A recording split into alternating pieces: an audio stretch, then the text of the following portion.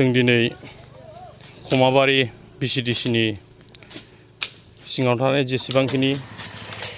member chairman जों लोगोसे जोंहा इउपिपिएल हान्जानि वार्कारफोर गासैबो जोङो लोगो नांनानै खौसेयै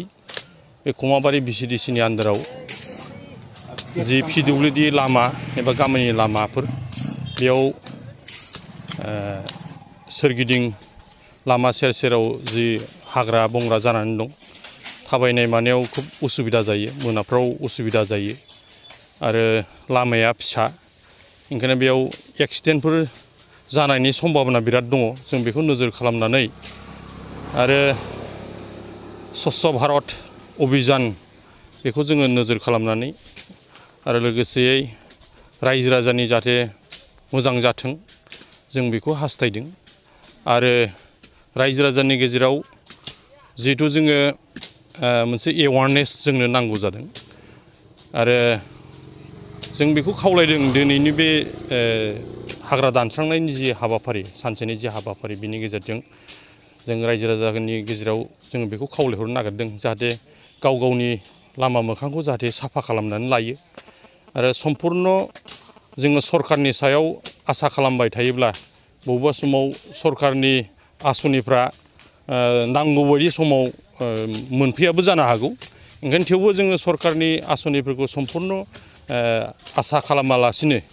जाहाथे गाव गावनि लामा मोखांफोरखौ जाहाथे एसे साफा लाखियो आरो हाग्राफोरखौ दानस्राङो लोगोसे सारिगिदिं न' बां जाहाथे ड्रेननि बेबस्था बा दाखोर दालाफोरखौ जाहाथे साफा खालामो जों बेफोरखौ एसे रायजो राजानि गेजेराव मोनसे एवारनेस लाबोनो थाखाय आरो रायजोफ्रा जाहाथे बेखौ नोजोर होगोन जों बेखौ हास्थायदों आरो जों आसा खालामदों फैबाय थानाय दिनाव जोङो बेबायदिनो गोबां बिसिडिसि बा गोबां एरियाफ्रावबो बेबायदि साफाय अभियान जुदि लाबोनो हायोबा निस्सय जोङो मोजां मोनसे परिबेक जोङो सृष्टि खालामगोन हागोन होननानै जोङो आसा खालामदों आरो दिनै आङो बाख्नायदों जोंहा बिसिडिसिनि चेयारमेन जितेन बर' आरो भाइस चेयारमेन उइलसन दैमारि बिथांमोननि दैदेननायाव जि मोनसे साफाय अभियान बा सानसेनि जि सामाजिक जि हाबाफारि बेखौ दैदेननायनि थाखाय आं बिथांमोनखौ बाख्नायनाय होदों आरो बिथांमोननि खामानि मावनायखौ आङो मोजां मोननानै गावबो माने देहाजों लोगोसे मोदोम गारनानै आङो बेयाव खामानि मावनायाव आङो हेफाजाब होफैदों आरो बिथांमोनहा बेबायदि ससियेल वार्क सिगांफ्रावबो मावबाय थादों आरो उनावबो मावलांबाय थानो जाहाथे हाथों बिनि थाखाय आङो बिथांमोनखौ मोनसे मा होनो गोसोआव बोलो होनाय हिसाबै आं गावबो दिनैहाय बेयाव जगदान खालामफैदों बिनि अनगायै जोङो सिगाङाव जायफोर गरिबफोर न'खरफ्राव सोरहाबा बोराय बुरिल' दं आरो सोरहाबा फिसाय गैया माने गथ' गथाय उन्दै दं बिसोरनोबो जोङो जे न' बां लुना होनाय बा सोरनोबा एसे सहाय होनाय बहाबा साफा सानै माने मावरिया गथ'फोर दं बिसोरनो मालाबा ड्रेस गांसे गांनै बायना होनाय नङाबा न' गंसे लुना होनाय सोरनोबा एडमिसन लानानै होनाय जों बेफोरखौबो एसे मावनो थाखाय जों आखायाव लादों आरो मावलांबायबो थागोन जों बेखौ सेस्था खालामदों जोंनि 37 नं धनस्रि समस्तिनि मानगोनां TLCC सार बिथांखौबो हामबाय होनदों आरो लोगोसे जोंनि खमाबारि PCDCआ एसेम्बलि कनस्टिटुएन्सि हिसाबै 69 उदालगुरि आरो लोगोसे जोंनि मानगोनां MLA सार बिथां गबिन्द बसुमतारी बिथाङाबो नुजाथिफैनो गोनां दङ जोङो गोबाव समनिफ्राय जोङो बिदिनो नायगिदिंनानै जोङो बेफोरबायदि ससियेल वर्क खामानि मावनो थाखाय जोङो साननानै बिदिनो जोङो सार्भे खालामबोबाय थादोंमोन बेनिफ्राय जोङो सोरगिदिं जोंनि खमाबारि PCDCखौ जोङो नायगिदिंनानै मोनबाय माखासे PWD बा गामि ओनसोलनि लामाफोराव थारमाने बिदिनो गोबां हाग्रा जानानै दङ मानो होनना बुङोब्ला थांलाय फैलाय हान्थिनायफोराव गोबां सुबुंफोरा बिदिनो उसुबिदायाव गोग्लैयो साइड होनायफोराव लामाफोरा गुसेब आरो बे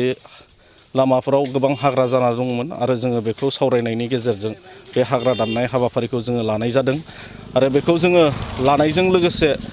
जोङो बेखौनो मा होनना बुङो जोंनि खमाबारि PCDCनि सिङाव थानाय मोनफ्रोमबो गामिनि दैदेनगिरि बा ससियेल वर्क बिथांमोनखौ बेखौसो जोङो मा होनना बुङो मिथिहोनो बा जोङो थुलुंगा होनो जोङो